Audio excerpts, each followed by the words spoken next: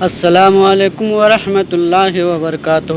حضرت ابراہیم علیہ السلام اللہ تعالیٰ کے بہت ہی برگزیدہ نبی تھے۔ آپ نے پوری زندگی اللہ کی عبادت اور اس کے حکموں کے اطاعت میں گزار دی۔ ایک وقت ایسا آیا کہ بڑھاپے تک آپ کے ہاں اولاد نہ تھی، پھر اللہ تعالیٰ نے اپنی رحمت سے آپ کو ایک نیک بیٹا عطا فرمایا جن کا نام حضرت اسماعیل علیہ السلام تھا۔ حضرت ابراہیم علیہ السلام اپنے بیٹے سے بہت محبت کرتے تھے، کیونکہ وہ بڑھاپے کی اولاد تھی۔ جب حضرت اسماعیل علیہ السلام تھوڑے بڑے ہوئے اور اپنے والد کے ساتھ چلنے پھرنے لگے تو ایک رات حضرت ابراہیم علیہ السلام نے خواب دیکھا کہ وہ اپنے بیٹے کو اللہ کی راہ میں قربان کر رہے ہیں۔ انبیاء کے خواب سچے ہوتے ہیں اور اللہ کا حکم ہوتے ہیں۔ حضرت ابراہیم علیہ السلام نے سوچا شاید یہ آزمائش ہے، لیکن مسلسل 3 رات یہی خواب آیا۔ اب انہیں یقین ہو گیا کہ اللہ تعالیٰ کا حکم ہے۔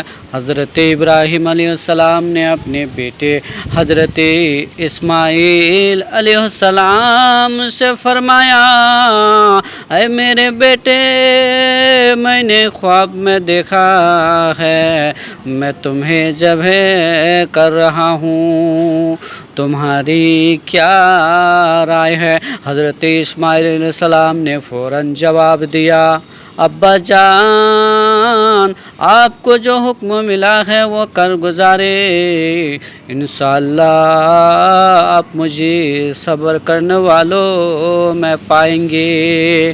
یہ جواب سن کر حضرت ابراہیم علیہ السلام کی آنکھوں میں آنسو آ گئے، مگر اللہ کی رضا سب سے بڑی تھی۔ پھر دونوں اللہ کے حکموں کے سامنے جھک گئے۔ حضرت ابراہیم علیہ السلام اپنے بیٹوں کو لے کر میدان مینا کی طرف روانہ ہوئے۔ راستے میں شیطان نے بہکانے کی کوشش کی کہ یہ کیا کر رہے ہو، لیکن حضرت ابراہیم علیہ السلام نے شیطان کو کنکریاں مار کر بھگا دیا۔ اسی یاد میں آج مسلمان حج کی درمیان جمعرات کر رہے ہیں۔ جب قربانی کا وقت آیا تو حضرت اسماعیل علیہ السلام نے فرمایا، ابا جان، میری آنکھوں پر پٹی باندھ لیجئے تاکہ آپ کی محبت اللہ کے حکم میں رکاوٹ نہ بنے۔ حضرت ابراہیم علیہ السلام نے کانپتے ہاتھوں میں چھری چلائی، مگر اللہ تعالیٰ نے اپنے نبی کی عظیم قربانی قبول کر لی۔ اللہ کے حکموں سے حضرت اسماعیل علیہ السلام کی جگہ ایک دمبا جنت سے بھیج دیا گیا اور حضرت اسماعیل علیہ السلام محفوظ رہے۔ اللہ تعالیٰ نے فرمایا کہ اے ابراہیم، تم نے اپنا خواب سچا کر دکھایا۔ یہ قربانی صرف ایک جانور کی قربانی نہیں تھی، بلکہ اللہ کے حکموں کے سامنے اپنی سب سے پیاری چیز قربان کرنے کا نام تھی۔